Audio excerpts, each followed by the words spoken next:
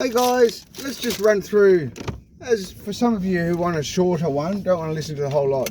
So we've had Victoria Police in the last decade that I know of, beside letting drug dealers out, getting conned through being too arrogant to follow process, getting conned into letting some of the biggest drug dealers in Victoria out of jail, literally free, after getting conned into believing they were receiving genuine tip-offs on gun imports.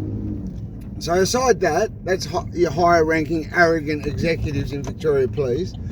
We've then had, don't forget, resource after resource, like treating me like I'm a murder suspect kind of expense, and that comes at great expense, believe you me, because I dare do this. I dared question the corruption I was exposed to when the wheels fell off my life. So there's that. Then, what else? Hang on. Oh, that's right.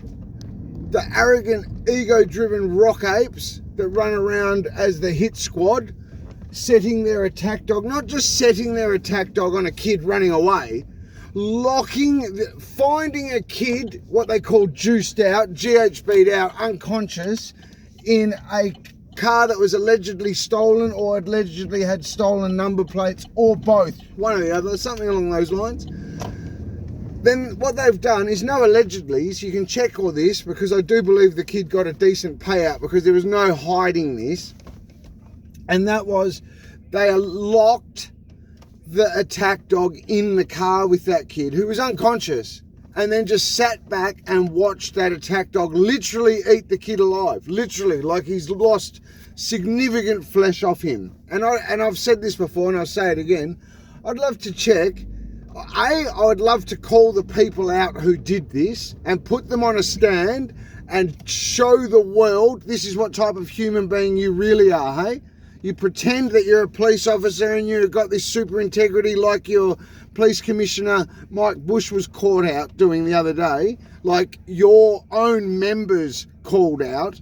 So you pretend you have this high repute and integrity, but you deep down, that's who you are. That's the type of human being you really are. Then we have the repeated and consistent sex trafficking operation led by Victoria Police, and by that I mean just getting a sex worker, in my case that I've experienced firsthand, heavily drug addicted sex workers, to go and reside at the rooming house they knew I'd been given from prison. So when you get out released from prison, what happens is you allocate, if you tick the homeless box, 2 weeks prior, they call you up the front and they say, right, you're going to this and that, tell anybody you need to know you're going to go to this address, da-da-da. So you know 2 weeks out. So therefore, so do the police. So what the police would do in my case is sex traffic a heavily drug-addicted sex worker to the rooming houses they knew I was getting released to. I kid you not. So there's that. Think about that for a second. I mean, have a look at Prince Andrew and Jeffrey Epstein. Here's our own police literally sex trafficking down and out girls, drug addicted girls that are just literally will do anything for the next drug, and if they get bullied and harassed by a police officer, a corrupt, dodgy, ugly police department, they will jump. No problem, okay officer, just don't put me in jail, I'm a drug addict, I don't want to have to hang out. Literally like that. So think about our police trafficking women who are struggling, who are not of their right mind, and getting them to go to a place and have sexual relations with people. They knew damn well what they were doing. They would actually ridicule me over it, or think it as some, like, you know, badge of like, we caught you having sex. Oh. So you weaponised a sex offence, did you? Melbourne Drug Court and Victoria Police. You disgusting people. So then what else have we got? Oh, that's right. Overriding child services, and you can check all this. I did the honourable and right thing when I was exposed to this and gave the names, times, dates, wheres, hows and whys and what fors to IBAC. The fact they chose not to investigate it thoroughly, at least that's on them. It's not on me anymore. Like, I know of children being abused at a Victorian state government level. I did my part. I did what I could. If IBAC choose not to investigate it thoroughly, to cover up and protect for their bosses, well, that's on them. I can't do anything about that. But I gave them the names, the dates, even the how I knew this was the case, and the lot.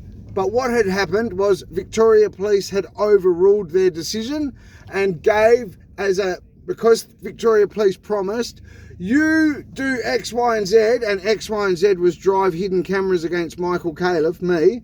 You do this, we will give you your toddler back, because that was the deal that they had struck with this girl after holding the baby over that poor heavily drug addicted girl's head. They overrode child services, and she didn't have to go through the mandatory drug screen. She's still a heavily drug addicted parent now. Yet child services were overruled by the Melbourne Drug Court and Victoria Police. Anyway, there's just a few for you guys. Speak soon.